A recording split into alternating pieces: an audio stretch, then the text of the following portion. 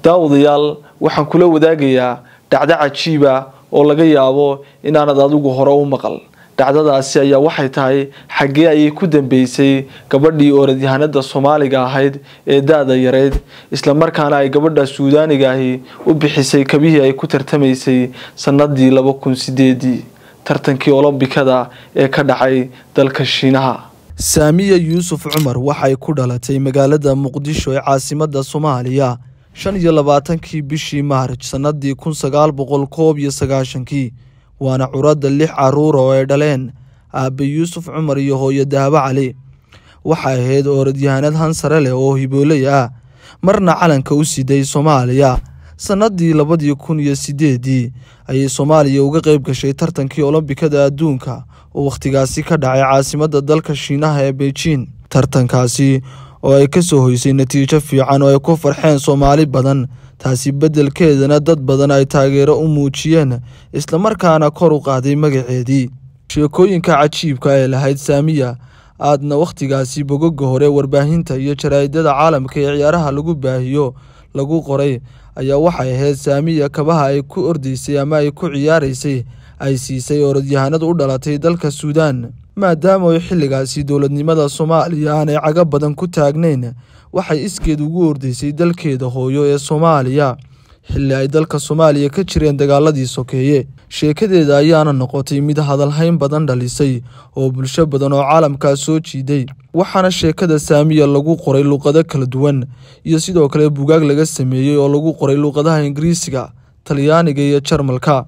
sanadkii 2012 ayay Saamiya mar kale isku diyaarisay oo ay tababaro fiican u qaadatay si ay uga qayb gasho tartankii Olombikada adduunka oo waqtigaasi la qabanayay, balse waxaa taasi dhaawacay oo rajadeedii mugdi geliyay eexda iyo musuqmaasuqa Soomaalida ka dhex jira, waxaana loo diiday inay matasho dalkeeda hooyo ee Soomaaliya. Saamiya ayaa xilligaasi kadib waxay isku dayday inay raadsato nolol iyo mustaqbal ka fiican kan dalkeeda hooyo, waxaanay u tahriibtay oo ay gaadhay dalka Liibiya, halkaas ay doonaysay inay uga sii gudubto qaaradda Yurub. nasiib darro Saamiya nolosheedu waxay ku soo idlaatay badda Mediterranean Sea oo ay doonidii sidee kula degtay iyada iyo 70 kale oo Soomaaliya oo tahriibayaal ahaa.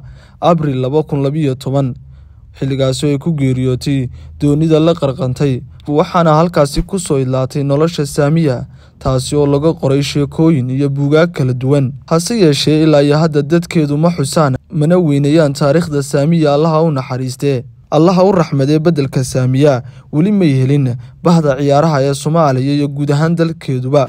haddaba daawadayaal waxaad isweydiinaysaa maxaa xilligan keenay sheekada orodyahanada Allaha u naxariistee Saamiya. sheekadan haddaba waxaa keentay sheekada Nasra Abubakar Cali oo ah gabadh orodyahanad Soomaaliya oo sanadkan Soomaaliya uga qayb galaysay tartanka orodada adduunka oo ka dhacay dalka Shiinaha.